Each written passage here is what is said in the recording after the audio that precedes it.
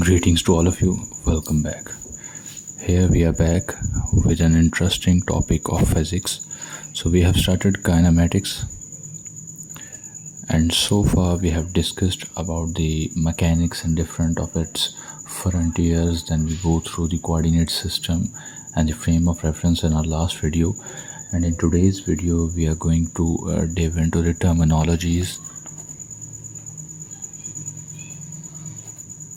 associated with the kinematics,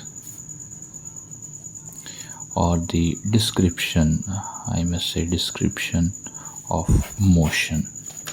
So what are these terminologies and why we need to learn about them? So the first concerning point is that every study of this universe has some of its unique kind of terminologies that are usually used either in religion or in science or in specific branches of science like biology, chemistry or physics. We have different kind of terminologies. So in the specific branch of kinematics, or I must say mechanics, we have some of the descriptions, some of the terminologies which might be, we will discuss later, which are the speed, velocity, acceleration, or that kind of other things. So all of these are either scalar or vector. So first we must know that what does it mean to be a vector, or what does it mean to be a scalar. So for that we need to explore the concept of tensor.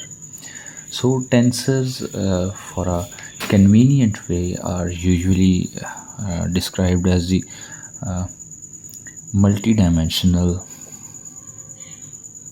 These are the multidimensional array of points. So, but this is not the correct kind of description of tensor, but this is enough for a science student to know about this. Well, tensor has a separate study of its own in the advanced mechanics and many of the computational subjects. So many of the discussion concerning to the tensor is not getting to explore in this video. We just start about a little kind of thing about the tensor. So first of all, we know that first, let's say we have a single point, I must say 5, or we have some of the points, and then we shoot our study to some other extents and so on. So the tensor with the rank of 0, this is the tensor with rank of 0. This is of rank 1 and this is of 2, and this will get broaden and broaden if we get to explore this thing. So tensor of order 0 is named as a scalar, tensor of order 1 is named as vector, this is called the matrix, which have a order second, and all of the other kind of the ranks will be named as the rank name. Let's suppose 3 rank matrix or 4 rank matrix, and then this will continue till we want. So we are concerned about only these 2 points, and before this we must know about something about the tensor, that what is the physical significance. If somebody asks about tensor, then we must have some depict answer. So tensor, most sophisticated kind of definition, I must say, or a physical kind of, or a broadened kind of definition of tensor is that an object is named as tensor if it is invariant. So what does it mean by invariant? Invariant with coordinates. So in the last lecture we have studied that it depends that what tensor we are, what coordinate system we are distinguishing. We get to know about 3 basic kind of coordinate system, which are Cartesian coordinate system, spherical, polar and cylindrical. So this is a tensor is object which stays invariant with coordinate change, but its components changes. So how is it possible that an object stays invariant but its components vary in a specific manner or in a predictable way? So what is the physical kind of interpretation of it? So let's suppose the pen you have in your hand. Let's suppose you pick that pen up and you point it towards the door of the room or classroom in which you are sitting right now. So let me say that this is the pen. So let's suppose the length of this pen will stays the same in all the possible coordinate system which we distinguish or which we design. The length will stays the same. The second thing that stays the same or invariant is the orientation, or mass is also invariant quantity. So all of these are the tensors of rank 0. So we will discuss it later, that either it is a scalar or a vector. So for till now you get to know that a tensor is an object which stays invariant with the coordinate change, but its components does change. So how does it possible? So let's suppose this line shows the same pen and that you have pointed toward the door, and firstly you distinguish the Cartesian coordinate system in xy direction. So let's suppose that it takes 2 x's and 2 y's to cover to reach the top of the pen. So we will separate it as 2x plus 2y with that unit vector or specific direction. So this is a convenient way. But if we design another kind of coordinate system, let me say we distinguish this kind of coordinate system, and I name it as J, K and L, and we have to split this pen. So firstly we will split it as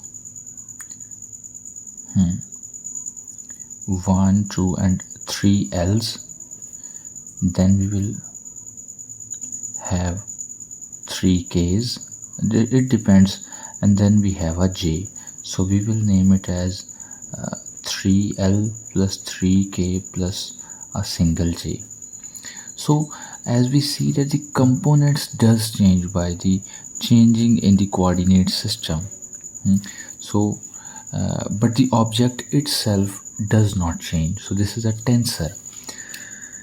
So how does it work, and what is the significance and further kind of calculations that we distinguish, that we design in tensor calculation are not a concerning point, and we will not discuss it in this video specifically. So till now we have to know about tensors, its physical interpretation, that what does it mean by a tensor. And now we get to the main topic, which is scalar and vectors. Usually teachers do not teach the tensors when we discuss about the scalars or vector, but it is very important to discuss with students that how does these scalars and vectors get into the being. So scalar, as we say, they are the tensors of order 0. So scalar of order 0, it means that we are not into the components, we are in the object which is invariant. So all the quantities which stays invariant will be scalar. Let's suppose the length, so it will stay invariant. So length is a scalar, its mass is a scalar, its orientation will be scalar. So this is a tensor kind of definition of a scalar. So usually the interpretation of scalar is that it only requires a suitable measurements. Let me say in case of length we have 8 meters. numerical value and a unit is enough to completely interpret the scalar quantities. In mass we have 8 gram, let's say. So all of these quantities which stays invariant in every possible coordinate system will be named as scalar, and if it changes, then we name it as vector. So these are the tensors of order 1. So tensors of order 1, it means that it does change with the component change, with the coordinate system change. As we split our pen into two different kind of coordinate system and see that it does matter the direction and the coordinate system.